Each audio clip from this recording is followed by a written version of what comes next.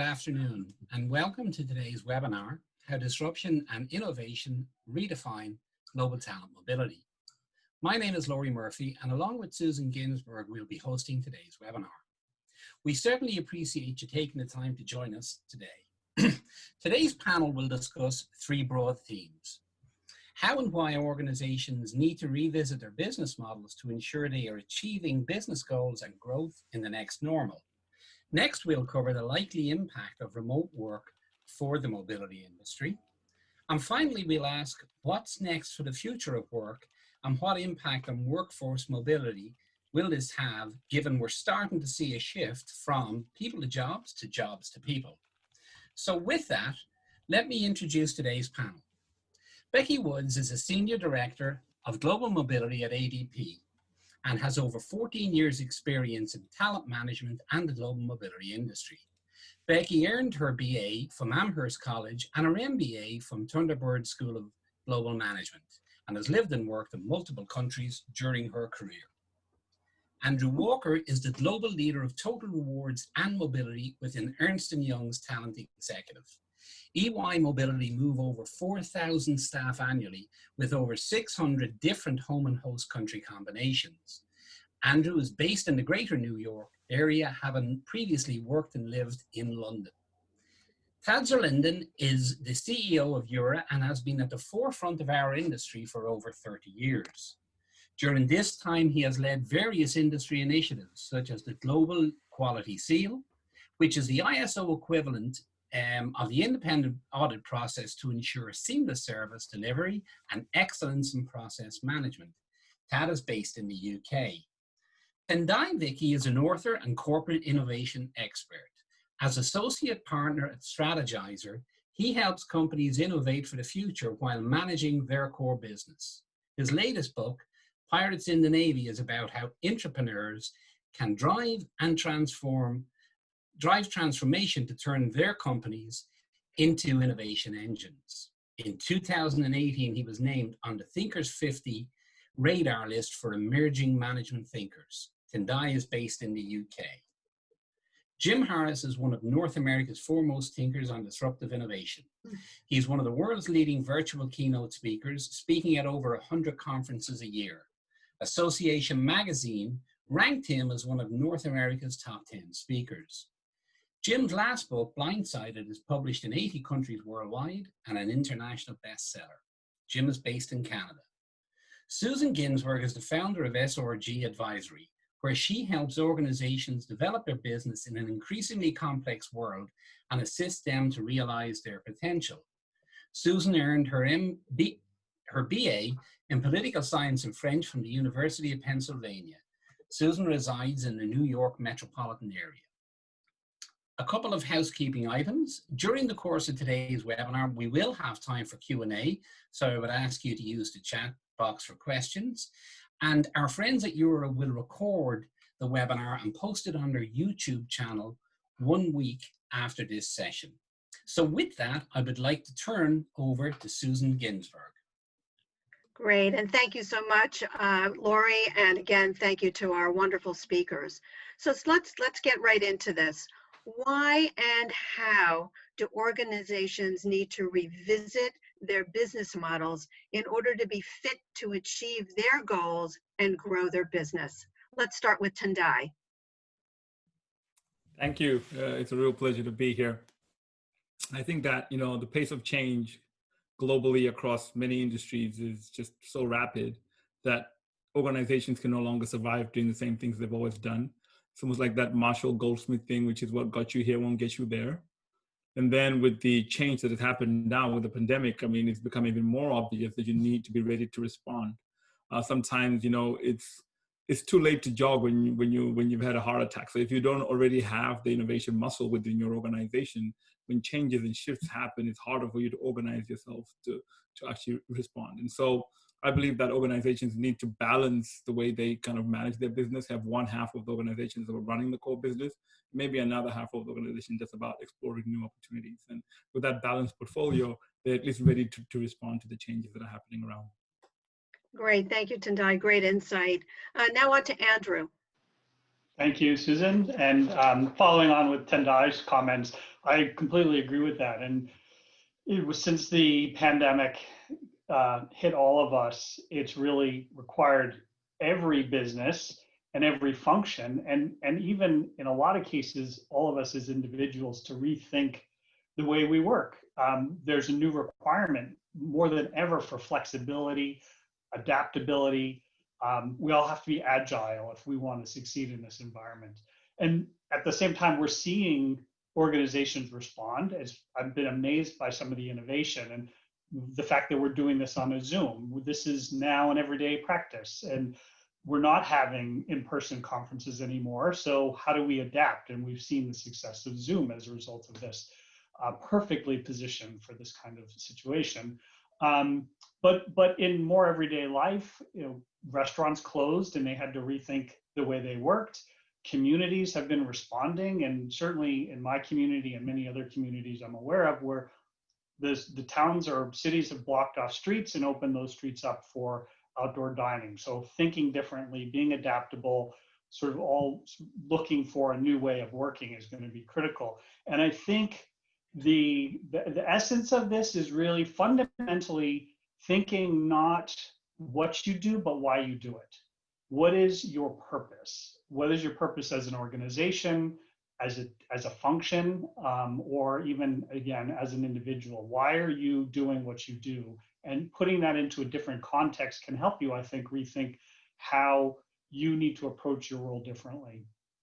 I think there's another one example I can cite where this was on the news. There was a restaurant that's in the business. Its purpose was to feed people high quality food. They couldn't do that anymore, so they turned into an outlet, a street market for farm to table produce and goods. And so they realized they could fulfill their purpose just pivoting. So I think those are some interesting lessons for all of us. And as we take them away, I know I reflect on my functions, purposes, and what my role is in the organization. And that's, I think, a really helpful way to look at it, as opposed to just being stuck in the way we've traditionally operated. Great, thank you for that, Andrew. Lots to think about. Jim.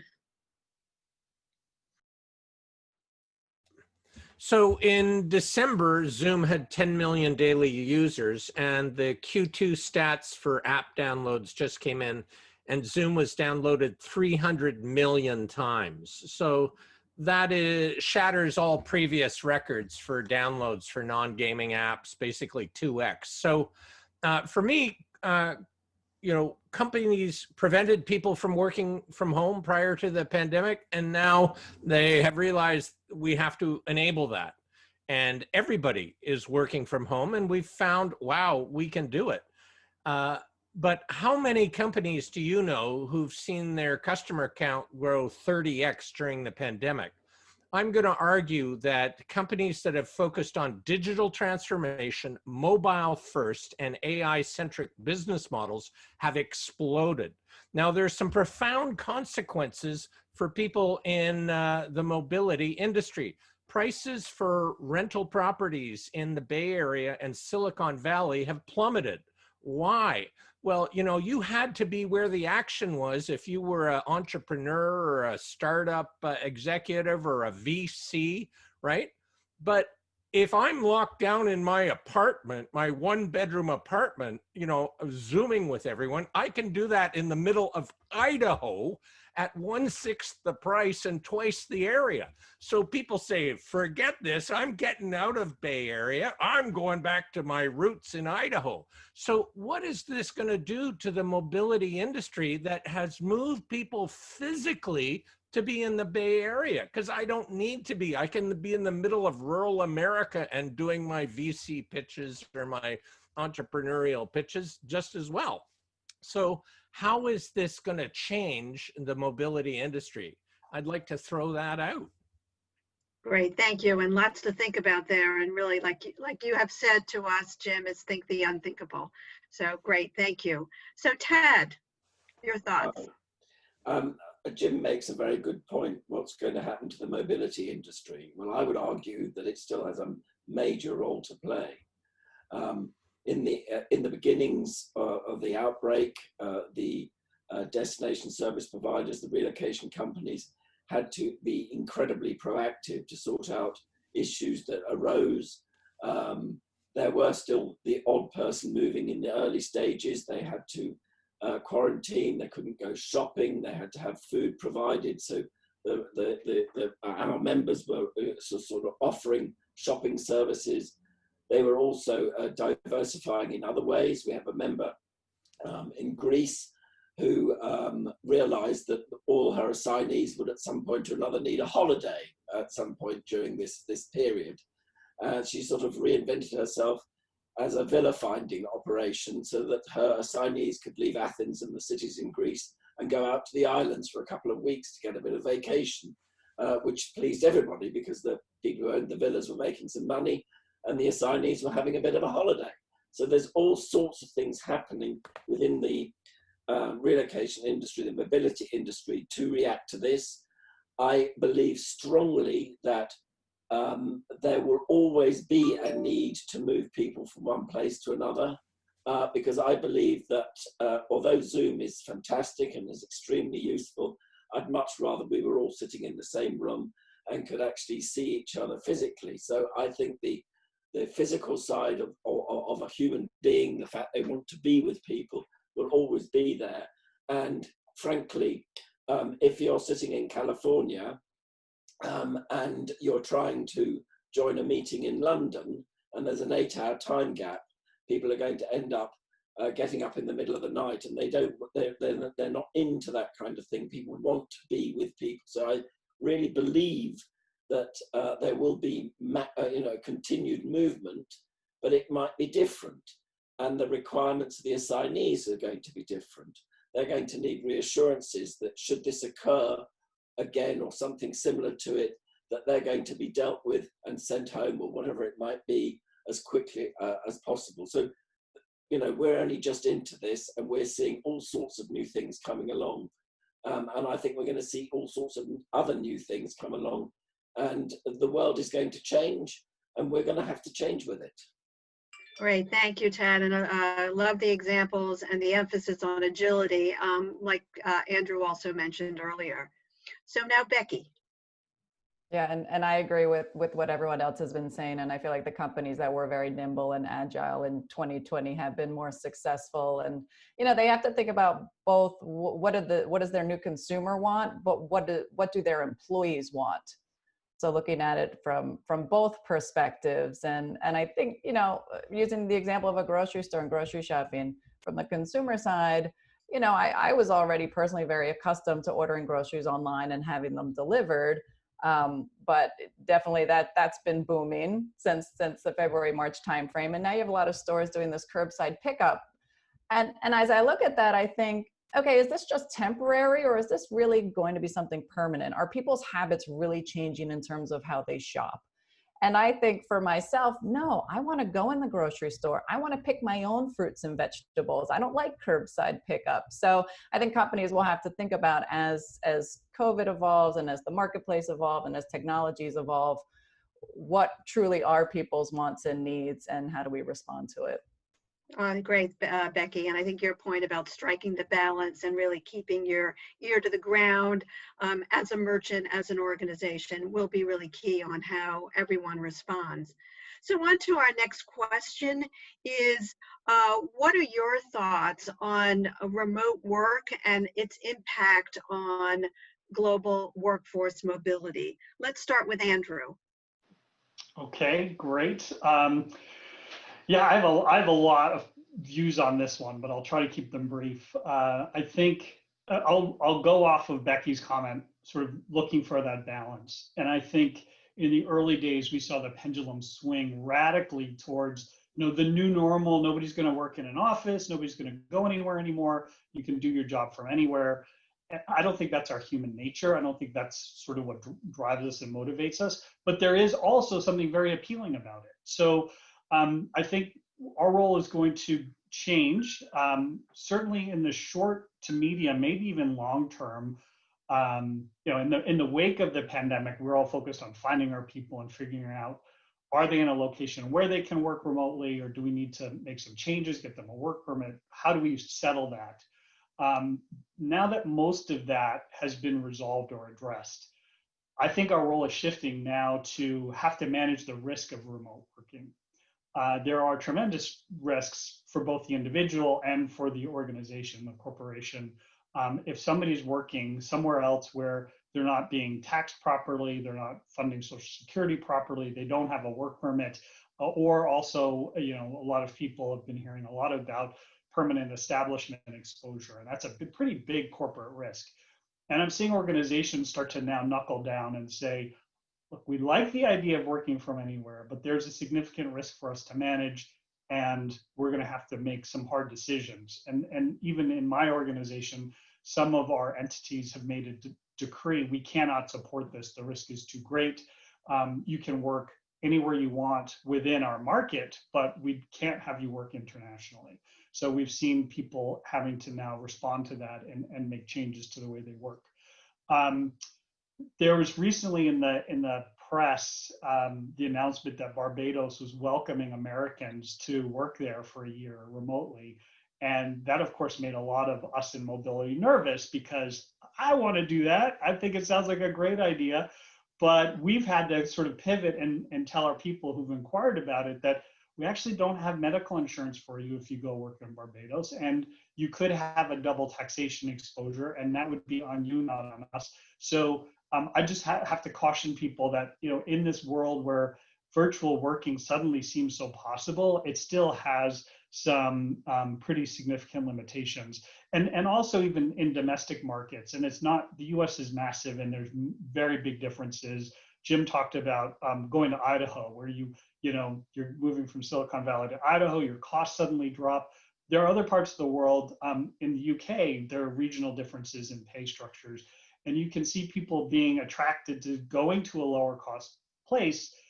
But we as an organization have had to adopt a policy that, you know, that's great if you're in a California market and you're, you know, having to pay California costs, your pay is a function of that in that market. In Idaho, it's a different game altogether. And so we've adopted a position that if you opt to go work in a different market, we're going to pay you based on being in that market, and we're going to tax you as though you were, you know, as you are in that market, so subject to local taxation and that sort of thing. So even in a domestic market where it's substantially easier to do that kind of thing, there are still risks to manage. And I think we are going to see it sort of balance. You know, we're sort of swinging back to remote working across borders isn't really great or possible. I think we will land in some place in the middle. And I think the key is providing flexibility to a degree, but it's not infinite flexibility. Structured flexibility, I think, is the key. Thanks. Great, thank you, Andrew. And again, you bring up that common theme throughout today's discussion on the importance of striking the balance, and also an important reminder about the tax and compliance regulations. So thank you for that. Jim. So Dell Computer has 165,000 employees, and they've said half of them are never coming back to work. They've gone out and they want to be home, and boom. You know, Google has told its employees, don't anyone expect to come back to July 2021. And around this then, it raises a question for me is, how long is this thing going to last? And the fastest pre-pandemic we had ever developed a vaccine was 5.7 years. So even if we say medical technology has substantially advanced because of exponential price performance improvements, let's have that. And we're looking at 3 years because we're going to get second, third waves. Like, if an organization really doesn't understand how profoundly long this thing is going to be, they're not going to pivot aggressively right now. And I've worked with the top 1% of insurance agents, and many companies had a policy. You can only sign an insurance policy in ink, because only ink is legally binding on a policy. And then those companies saw their market share move to 0 during the pandemic because no sales rep could meet a prospect. So years and years of legal and compliance, you know, 2 decades saying it is impossible unless you have a pen, all of a sudden evaporated overnight, and DocuSign began to be used. So my question is, Was it really a legal problem preventing people from using e-signatures, or was it the software in legal and compliance's head exercising their political power in a structure? Companies are having to pivot. And let's look at work in buildings. You know, we have a 10,000 person work building, 72 stories. And right now the advice is 2 people to an elevator. So let's look practically how this works. I arrive at work and wait 3 hours to get up to my floor. And then it's just time for lunch. So I go back down to the food court. I have my lunch and that's my day, because I'm not going to do another 6 hours back to up to the 72nd floor, and I'm done with my work. Like, really, seriously, this is profoundly going to change how we work, and it's going to be a lot longer than we really realize. If I can telework, what permit or visa do I need to work in the EU if I'm in North America? Like, I don't know. What visa do I need? So all of this is really going to change, and I think the impact is going to be far longer lasting and more profound than we realize. Jim, great. And again, the example you gave, again, forces us to think the unthinkable and then develop solutions, as you've said, that are not even on the radar screen today. So thank you for that. Becky. Yeah, I've been thinking about what's been the evolution of global mobility programs and policies. And then we've seen assignments shift to permanent transfers, to shift to more commuters and extended business travelers. And now kind of by default, we have all these remote workers. And I think companies, if they haven't already, need to start thinking about, do we need to put in place a policy and a true program for remote workers? ADP already has one in the United States. Which addresses some of the things Andrew was talking about in terms of compensation and equity. You shouldn't be paid a New York salary for living in Iowa. But when we talk on the global side, it's the compliance and the duty of care. And global mobility is best positioned to deal with that, since we already know all the different pieces that need to be researched and how to put in place the compliance. But I think about what happens when you get a request for somebody to go work in a country where you don't even have an entity. Are you going to allow it? Are PEO services going to go on the rise? Are they going to start getting new business so we can accommodate the employee and be compliant? Are we going to start talking again about global pension plans? So it's these sorts of things that, as we see companies, like Jim said, who really knows how long this is going to go for at this point? It would be great if we're all back in the office by next summer, but if we're not, how much longer do we accommodate these before putting in place more guidelines around it? Great, thank you, Becky. And again, the theme of striking that balance, and also because none of us truly have a crystal ball. There's so many conflicting reports out there. Plus, we're dealing with our own teams. Is recognizing that change is the new is the constant, and innovating as needed. So thank you, Becky. Next up is Tad. Hi again.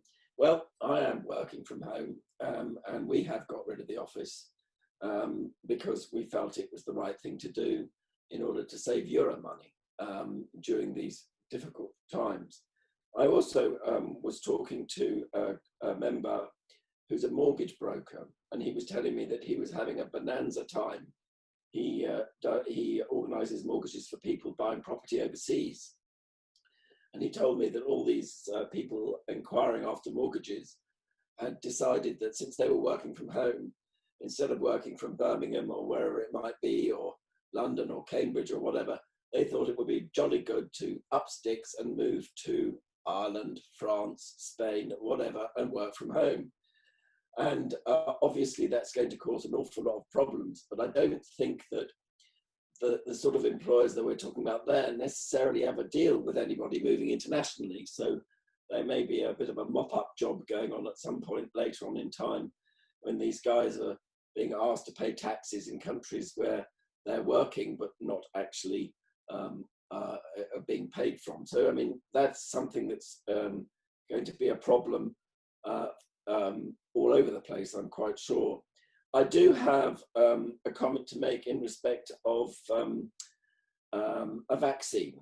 There is an organization in the United Kingdom called Oxford University, and they've been working on a vaccine for some years, since 2012, in response to MERS and SARS.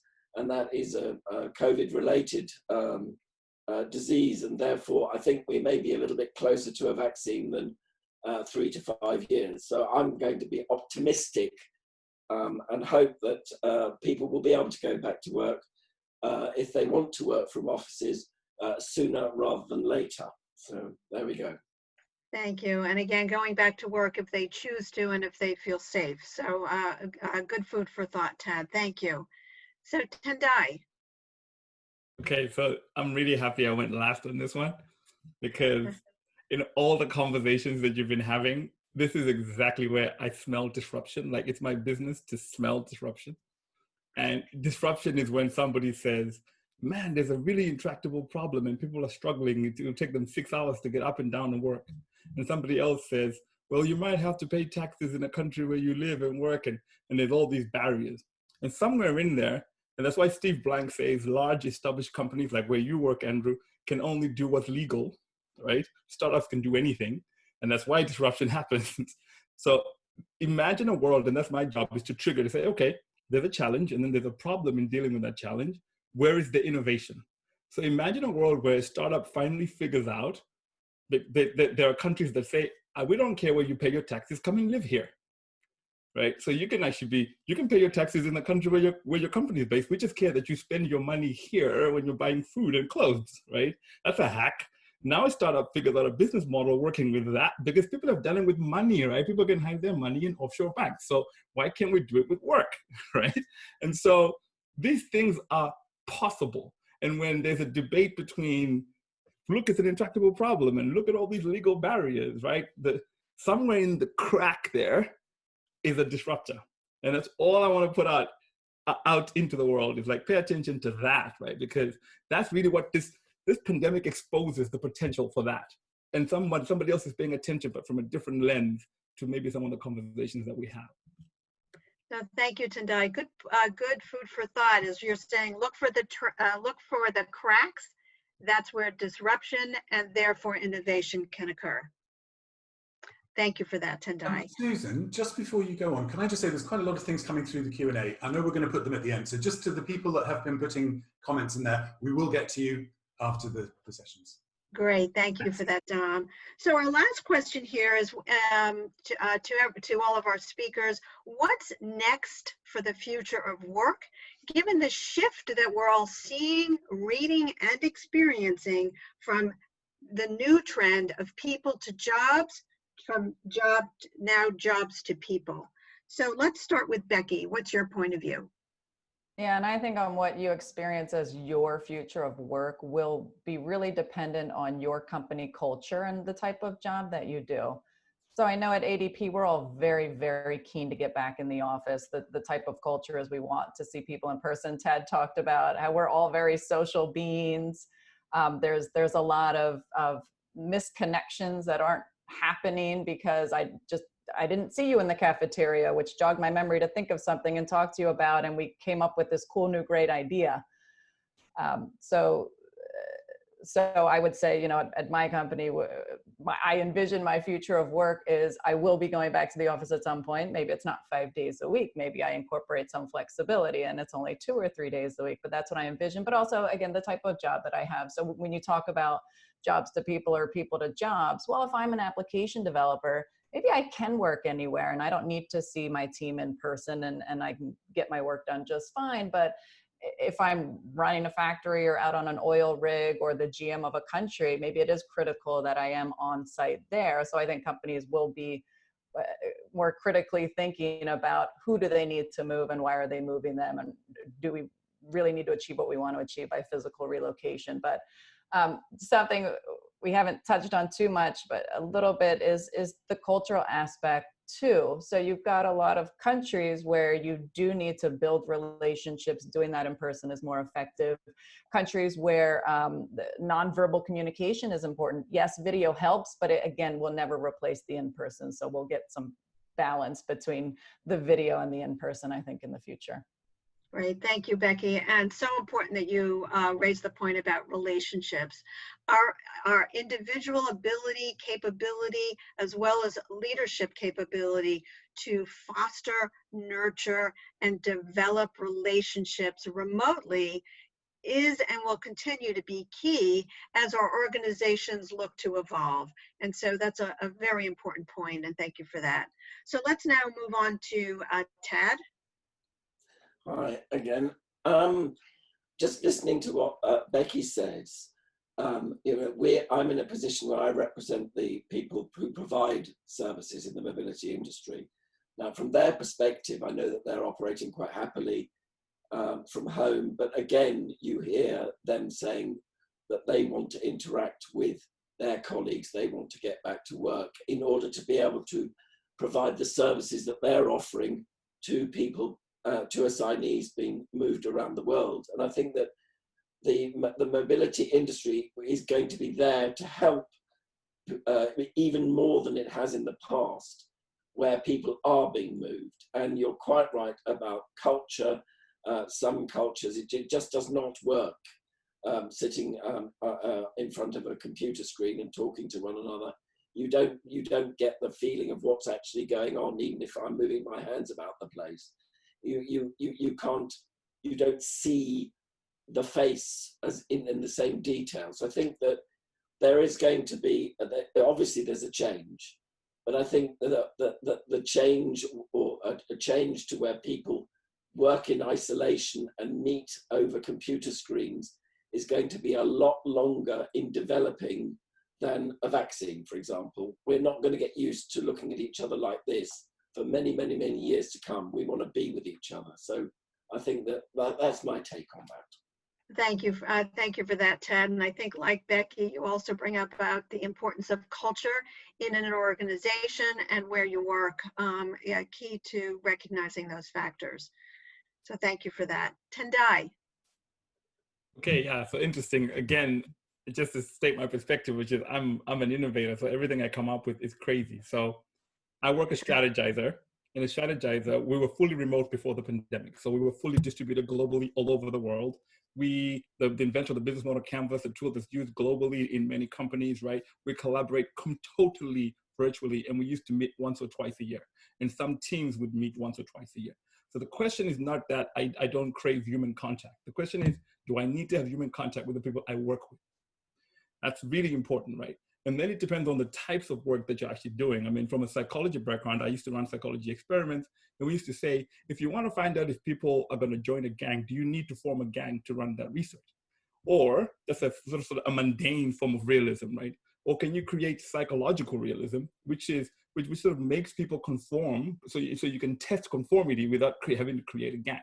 And so the question is, can you create tools and ways of working that are completely virtual, but have the same effect of collaborative creativity, have the same effect of gaining insight and making people feel connected? Can you do that? And Strategize as a business, we do that. That's our thing, which is to create those tools that allow people to collaborate. And so there's a whole world out there. I mean, Basecamp, the guys who invented the tool Basecamp, they're completely remote. Like, everyone works wherever they work. And on top of that, they pay you the Bay Area salaries no matter where you live, right? That's and that's their policy, explicitly stated. So now if I'm thinking, who do I want to work for? The company that tells me if I move to Idaho, I'll only pay you Idaho salary. Or do I want to work for the people who say you're an engineer and your talent is valued? Come and work here and we'll pay you Bay Area salaries. So you can see that people are now having more choices, and it's not going to be that the world is going to be like 100,000% exactly the same post-pandemic. But what we're saying is that those that get ready in some form, maybe even just a little bit, are at least be able to ride the wave as the wave starts to crest.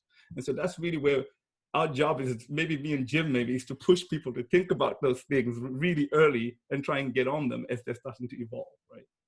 Tendai, really compelling examples. Thank you for that. And once again, you're telling us to look for the crack. Where you can find the crack, you have disruption and therefore innovation. So again, thank you for that. Andrew.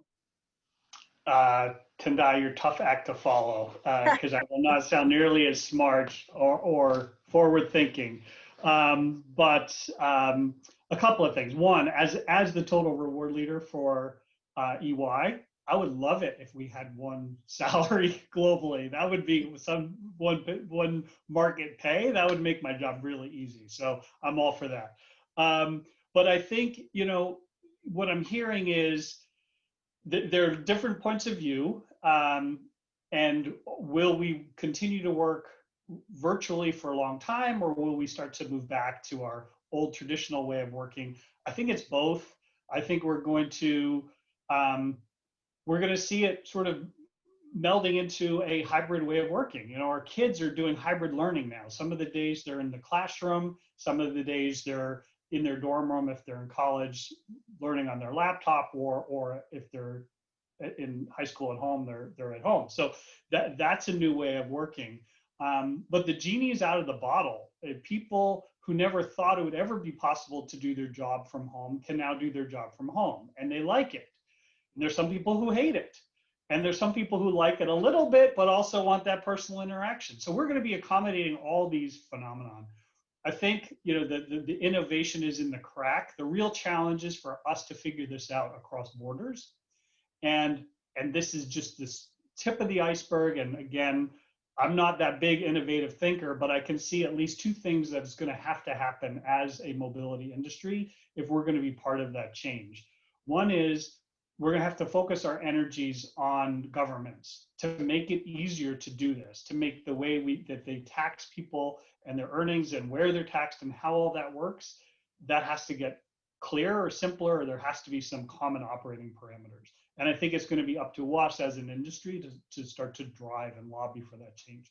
The other thing is, years ago, and they've fallen out of favor, and Becky touched on a global pension plan, but global employment entities, global employment companies could be potentially a way of solving this sort of PE exposure that that organizations are very worried about. If you don't want to expose every piece of income in this one entity where this person has traditionally worked, put them in a neutral entity and then allow them to work. So you're solving half that problem. And I think organizations are starting to look at global employment companies again to see maybe there's something here for us to help manage this risk. And then the third thing I would say is, gig working was all the rage until the pandemic hit, and you don't really hear anything about, at least I haven't heard much about gig working, but I think that's another option.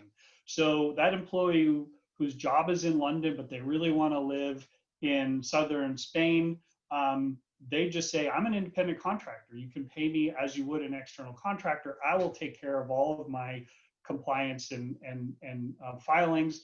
And that way it's a very neat and clean. So the shift, I think, will have to happen in a lot of cases between the traditional employer-employee relationship and what it would take to work virtually anywhere going forward. Thanks. Thank you for that, Andrew. And it's really helpful for you to enumerate from your perspective the various changes that have to happen with a global mobility. And again, coupling that with that's striking that balance and looking for that crack that Tendai is really urging all of us to discover and in some cases create. So Jim, thank you. Well, this has really been a very rich discussion. I have thoroughly enjoyed it. And not wanting to be a contrarian, but to Tad, I'd say SARS was in 2002 and 2003 and MERS in 2008. So here we are 18 years later and we don't have a vaccine, which is actually making the point that this is going to be longer than I think it will be. And one of the reasons we get disrupted is there's a lot of noise in the market right now, a lot of it politically motivated to say, oh, the solution is just around the corner. There isn't a lot of honesty about how deep this problem is. One of the challenges I see for remote work is the quality of the tools we have at our disposal. I teach an executive ed center at a prominent university where we have $5,000 courses for 5 days and people are taking it on their smartphone not an optimal experience because their company has prohibited them from having a webcam in their laptop or something like that. I interviewed the head of analyst relations for Logitech, and I am coming to you on this beautiful Brio 4K Logitech camera. And they sold more peripherals in Q2 than all of 2019. So one of the challenges is how do we outfit people to have the appropriate tools, webcams, and I have this beautiful radio Blue Yeti mic. You know, how do we help people have a really high quality experience in interacting with each other? And companies like Google, Spotify, Facebook are giving employees $1,000 budget to buy an ergonomic chair, and you know, whatever they need to outfit themselves.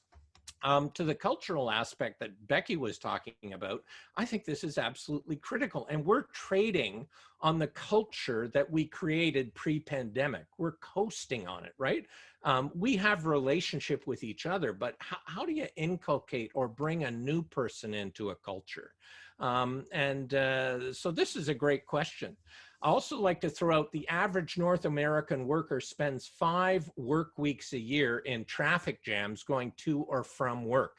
Is there nothing better that we can do with 200 hours of our time every single frickin' year? So we don't understand the pain points of the employee. You know, yes, I do have a beautiful Tesla, but I'm in 1 mile stop and go traffic for 2 hours every day. Like, no joy. Even if, and for me at my age in a Maserati, I'm burning out my knee or the clutch, one or the other, right?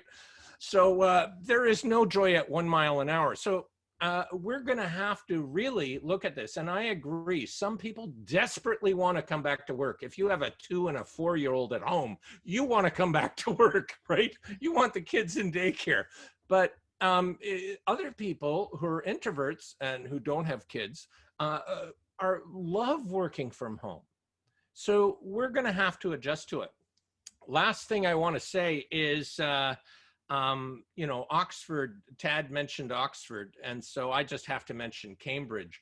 You know, the University of Cambridge has created an app for your smartphone that listens to your breathing and coughing and predicts the probability that you have COVID. So it's a database, it's anonymized, so it's not like person A has it. Well, it is like person A without their name and address and so on. But we're seeing the medicalization of the smartphone, and we can do instant contact tracing on billions of people. It's not a technology problem. It's a legal compliance regulatory problem about, you know, people say, oh, privacy and, you know, data security. Oh, no, we can't contact trace. So let's all stay at home for another 3 years then. So, you know, in China, they moved to contact tracing instantly with the smartphone.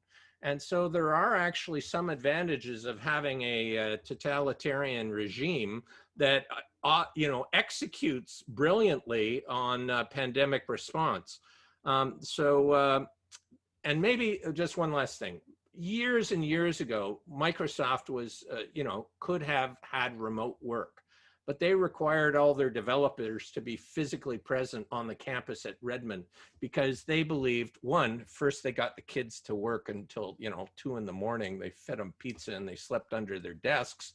But the other thing was to create a kind of synergy around the water cooler in the workplace. And so work them to death and create a positive culture is the kind of message I want to leave here. Thank you for that, Jim. And again, thank you again for bringing up the specific examples as well as talking about the importance of culture. So now what we want to do is we've specifically left time after this fantastic and lively conversation for Q&A. And Dom, I'm going to turn it over to you, as you had mentioned that there are a number of questions. There are indeed, and thank you to all of you for absolutely fantastic and fascinating insights, which have promoted and prompted some really interesting comments.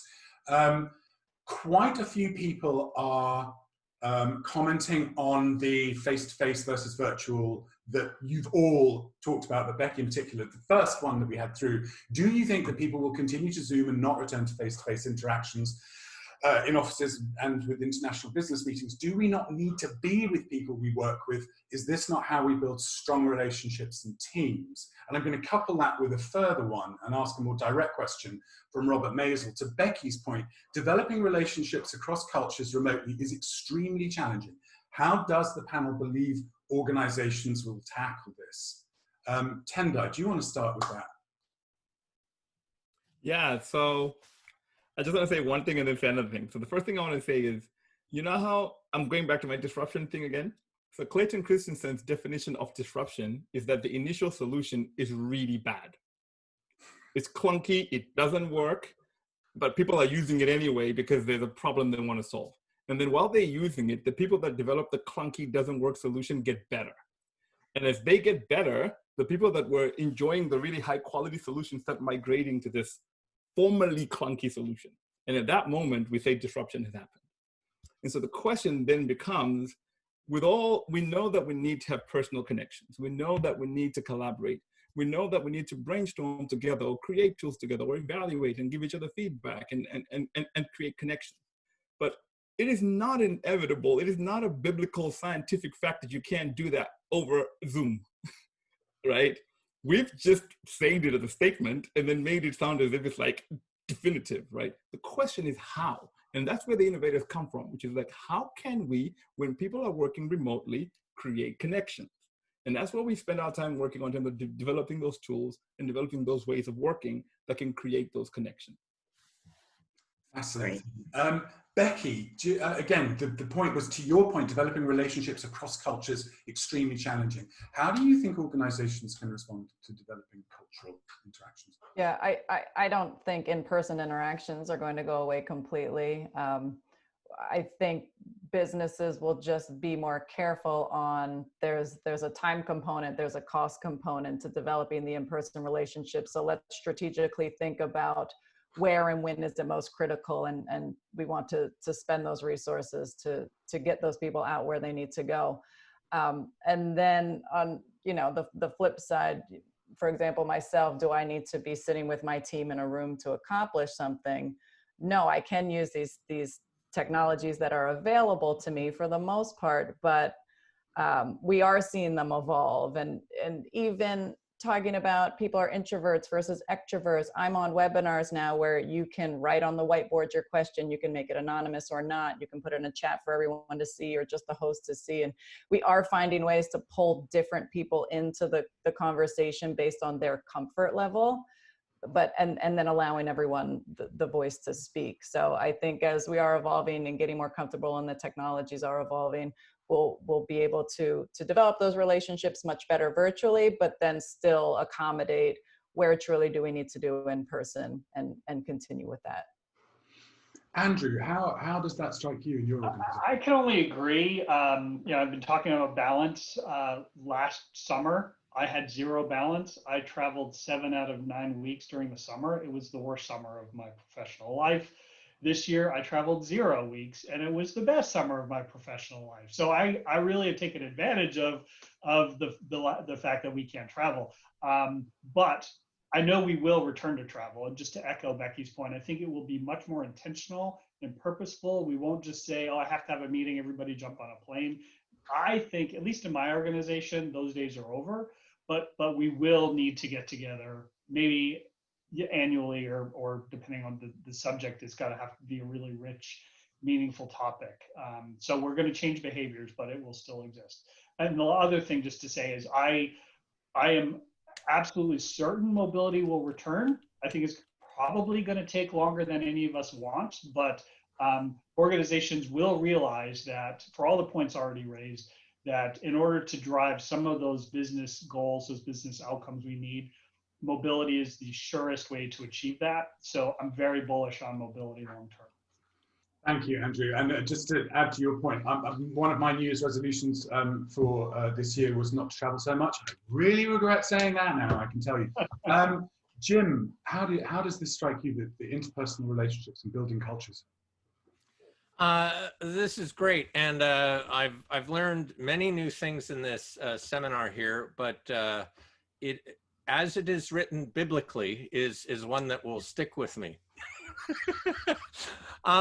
So for me, what I like, Tendai, I look at disruption and what occurs. Disruption needs a number of different factors to occur.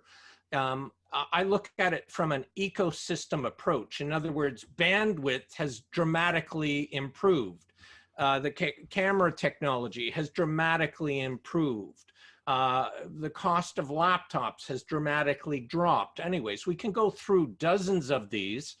In other words, if this pandemic hit 25 years ago, we wouldn't all be Zooming because the only thing back then was Cisco telepresence and you needed 80 grand to drop on it to get this really high fidelity experience. But now the freemium model on Zoom, I don't even have to have a paid account and I can have meetings, right? Now I can't have hundreds of people, but I can have small, shorter meetings for free and get addicted to the technology. In other words, at 20 bucks a month for a pro account, Zoom is cheaper than my, phone line, business phone line. So like it is going to change the way business communication happens. And I see a hybrid model going forward where if I'm in sales, I meet a prospect 5 times and really hyper qualify them and we get close to the deal. And maybe then the deal we break bread together, in Morocco or Istanbul or wherever, right? Like, and I, like Andrew, I did like 200,000 miles last year on a plane. That's like 5 frickin' work weeks, and now I have had 1 flight since March. And like, it is a different life, and like airline travel down 90%. That's why Buffett sold all his shares. It's never coming back the way it was. So we're going to have to be more thoughtful in our processes and in how much we meet. And like, trust me, I love food. I love breaking bread with other people. I love different cultures.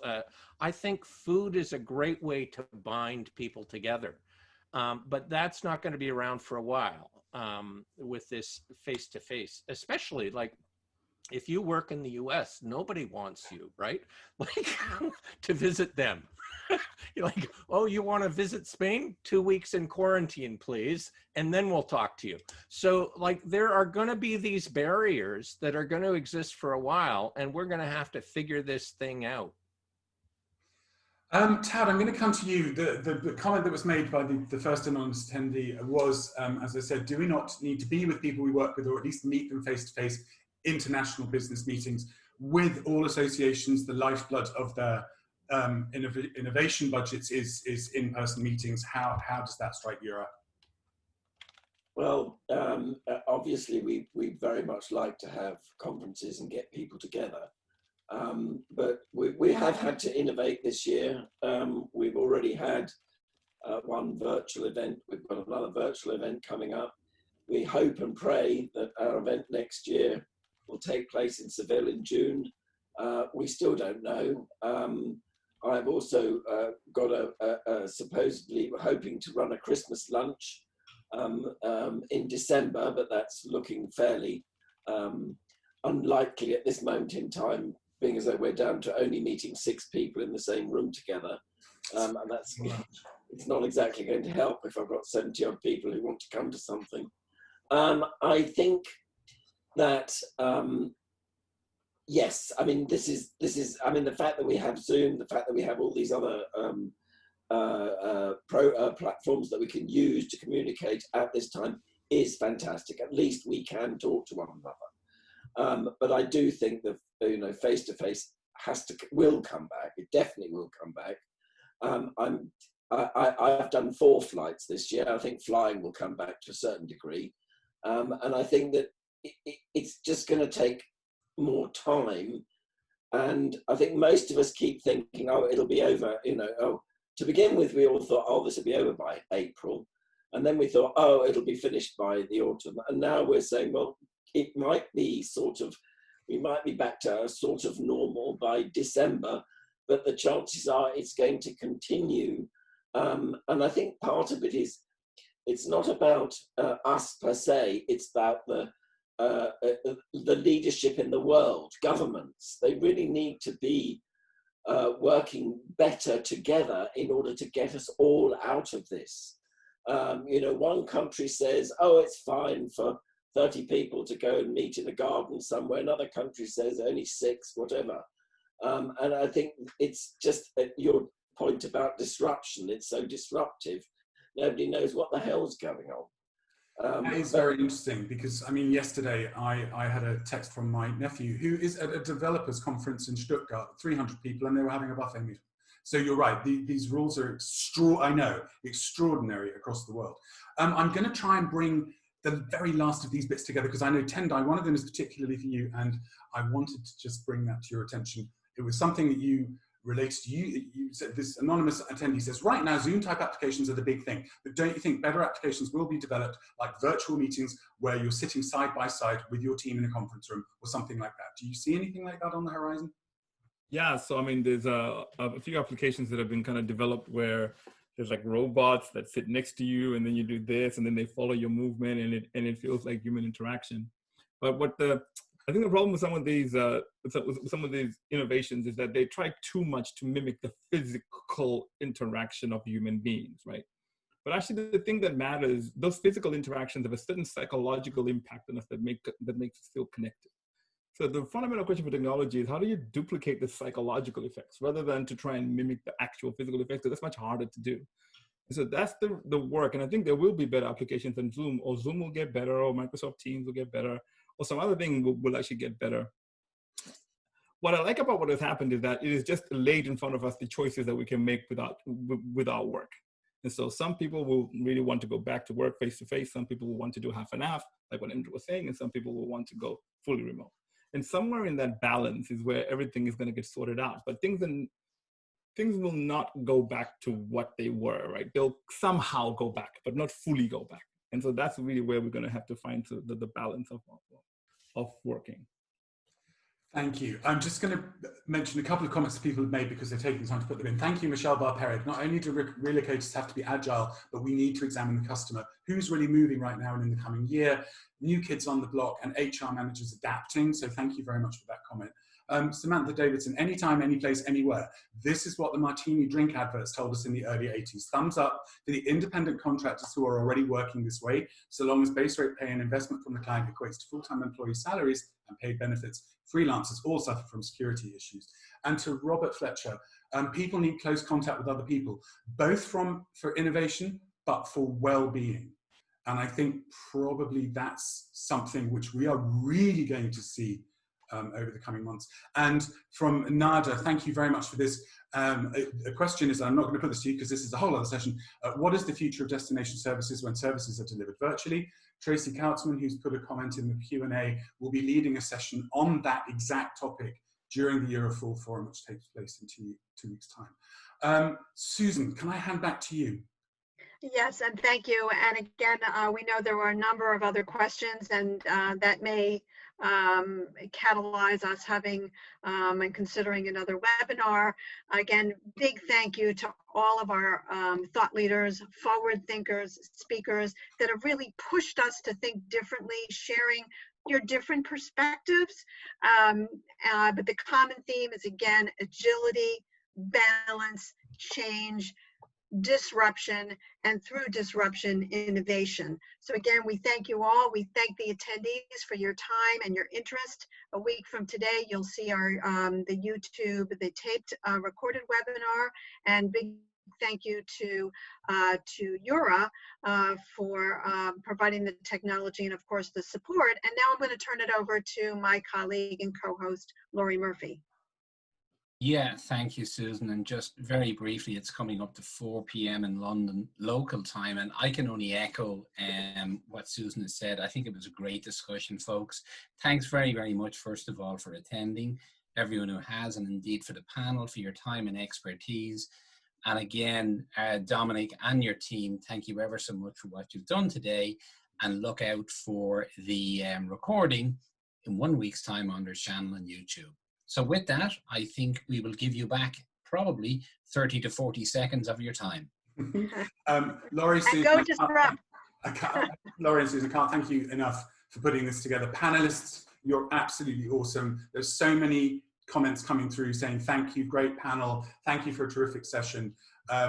Really massively appreciate all of you for your time and your insight. And on that, we will leave with the traditional Zoom wave, which we've never, ever, ever done in person before. All right. Stay well, be well, stay healthy. Right. Thank Bye. you. Thank you all.